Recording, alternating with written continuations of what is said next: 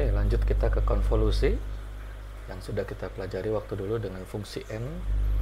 Contoh misalkan ini, jika input xn diberikan pada sistem hn, hitung respons sistem yn ya. Nah, kemarin waktu dulu saya gambarkan seperti ini, ada input xn, di sini ada hn, maka kita bisa mendapatkan output atau responnya yaitu yn ya.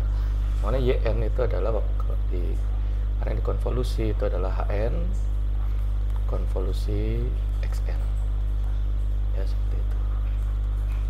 Sekarang kalau misalkan di sini ada input xn nya seperti ini, hn nya juga seperti ini ya, hn xn. Nah, bagaimana kita mengkonvolusikan ini kalau misalkan di fungsi z ya, di transformasi z.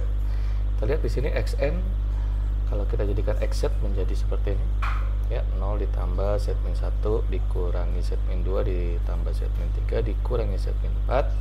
Hasilnya juga seperti ini ya, dari hasil yang di atas. Nah, di sini kita tinggal, nah ini yang paling gampang dengan transformasi z, kita cukup mengkalikan saja ya. Mengkalikan saja di sini. Nah, ini kalau misalkan ini fungsi yang lalu ya, kalau misalkan fungsi n, kalau di fungsi z, transformasi z, kita tinggal kalikan saja. Pembuktiannya seperti apa? Nah, ini seperti ini. Yn sama dengan konvolusi xn kali konvolusi hn ya. Kalau kita tulis dalam konvolusi itu kan adalah bentuknya seperti ini, sigma k sama dengan 0 sampai m hk xn min k ya. Nah, kalau kita lihat di sini xn min k ini adalah suatu unit delay ya, unit yang terdelay. Kalau kita transformasi z kan menjadi z min k xz. Nah, yang kita tahu bentuk dari transformasi z adalah ini, sigma hk z min k, sehingga sigma hk z min k kita menjadikan hz, sehingga kita bisa dapatkan hz dikalikan xz. Nah, jadi kalau kita lihat di sini dalam fungsi n itu dikonvolusikan, maka pembuktian dalam fungsi z itu cukup dikalikan dengan perkalian aritmatik biasa. Nah, contoh yang tadi berarti xz-nya ini, dan hz-nya adalah yang ini ya, cukup kita kalikan saja hz dikalikan xz, hasilkan seperti ini, z-1 ditambah z-2 ditambah. Jadi kita perkalian biasa, tidak perlu lagi menggunakan tabel atau konvolusi atau dengan cara-cara yang lain yang sudah kita pelajari waktu fungsi n ya.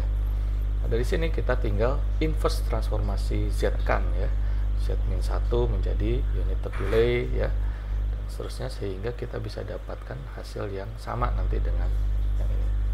Kalau kita lihat konstantanya saja sudah sama, 1, 1, 2, 2, minus 3, 1, dan minus 4. Kita lihat di sini konstantanya 1, 1, 2, 2, minus 3, 1, dan minus 4 ya. Oke, lalu jadi sistem kaskat ya, kalau sistem kaskat di fungsi n, kalau kita transformasi z kan, maka kita cukup kalikan saja ya. Nah, kalau di fungsi n ini adalah dikonvolusikan h1 dengan h2, dan bisa dibalik-balik sebenarnya ya kan.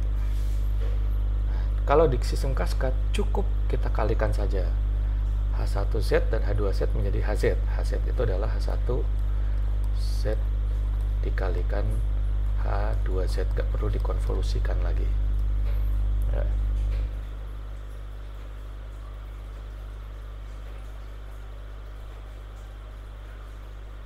Oke, contoh misalkan di sini ada wn sama dengan xn min xn min 1, yn sama dengan wn ditambah wn min 1. Nah, maka di sini adalah, nah, kita lihat di sini h1z sama dengan 1 min z min 1 dan h2z sama dengan 1 plus z min 1. Sehingga kita tinggal kalikan saja, berarti hz ini blok yang ekivalennya adalah seperti ini, 1 min z kuadrat. Nah, seperti itu. Atau jadikan yn lagi menjadi xn min 2, karena ini 1 min z kuadrat adalah 1 min sedangkan segmen 1 itu adalah unit delay seperti ini.